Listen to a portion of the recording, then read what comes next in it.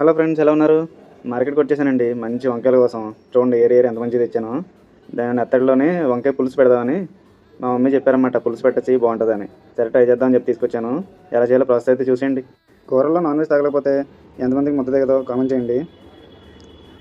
ఈ వంకాయలోని నెత్తళ్ళు మాత్రం చాలా అంటే చాలా బాగుంటాయి టేస్ట్ అయితేని. నాకైతే చాలా ఇష్టం అనమాట. అందుకే చేసుకోవాలనిపించి యాక్చువల్గా నేను డిగ్రీ చేసుకుందాం అనుకున్నాను. మా మమ్మీ ఏమో పులుసు చేసుకున్నారు. సరే పులుసు చేద్దాం, ట్రై చేద్దాం ఒకసారి. అది ఇప్పుడు ట్రై చేయలేదు కదా అని చెప్పేసి ఇదైతే స్టార్ట్ చేశాను అనమాట చేయడం. ప్రాసెస్ చెప్పాలా? ప్రాసెస్ ఏముందండి, ఉల్లిపాయ ముక్కలు, పచ్చిమిరపకాయ ముక్కలు, టమాటా ముక్కలు, వంకాయలు. మంచి వంకాయలు లేకపోతే పుచ్చులు లేని తెచ్చుకున్నాను చూసి. అందరూ కూడా 2-3 వాటిలో పుచ్చులు తగిలిని ఏం చేయాలనుకోండి. నీట్గా అన్నీ మగ్గబెట్టేసి ఉప్పు, కారం, పసుపు, ధనియాల పొడి, ముందు జీలకర్రని ఆవాలు వేయడం చెప్పడం మర్చిపోయాను, వేసాను కానీ అంతే. ఏ కూర ఉన్నా ఒకలాగే వండుకోవాలి. కూరలో వెజ్ ఐటమ్స్ వేసారనుకోండి, నాన్ వెజ్ వేయకుండా అది వెజ్ కర్రీ అయిపోద్ది. అదే నాన్ వెజ్ వేసుకున్నారనుకోండి నాన్ వెజ్ కర్రీ అయిపోద్ది. ఇంత డీటెయిల్గా చెప్పినా కూడా రాలేదా?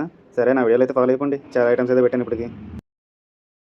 మరి ఏంటి ఏంటి ఏంటి బొట్ట పులుసా, మరి నాకే తెలియకముందే నోట్లో పెట్టసా. ఏంటి ఏంటి ఏంటి బొట్ట పులుసా, మరి నాకే తెలియకముందే నోట్లో పెట్టసా. మధ్య మధ్యలో ఫ్రస్ట్రేషన్ వస్తే ఇలాంటి పాటలు వస్తాయండి. లైట్ తీసుకోండి. ఇంత చిన్న బెల్లం ముక్క ఏం చేస్తుంది అంటారు?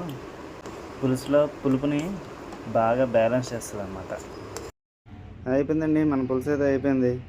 ఇంకా ప్లేట్లో వేసుకుని తినేయడమే. కొత్తిమీర వేసాను కానీ చెప్పడం మర్చిపోయాను.